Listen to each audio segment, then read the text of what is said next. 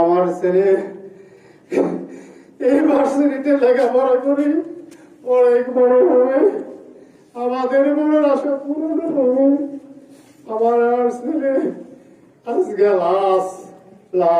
লাশ অর্থ তার কোন কাজ নাই, লাশ হয়ে গেছে। আমি বাবা এখনো জীবিত আছি। আমি উপস্থিত সকলের কাছে আমি আমার ছেলের জন্য দোয়া চাই। আমার ছেলেকে যেন আল্লাহ পাক জান্নাতুল ফেরদৌস দান করে। এছাড়া আমার আর কিছু চাওয়ার নাই। আমি কালকে ছুটে এসেছি, থানাতে গেছি, থানাতে সারা রাত কাটাইছি, তারপরও আমি ঠিক মতো মামলা রুজু করতে পারি না। এখানে আসি, আমাদের ডিসি মহোদয় সাহেব আমাকে আশ্বস্ত করছে, মোবারক ভাই আপনার ছেলের ভালো বিচার হবে, আপনি ধৈর্য রাখেন।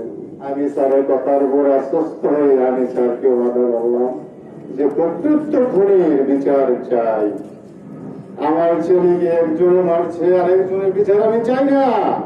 আমি চাই আমার ছেলেকে যে মারছে তার বিচার। আর আপনারা সবাইকে আমার জন্য দোয়া করবেন।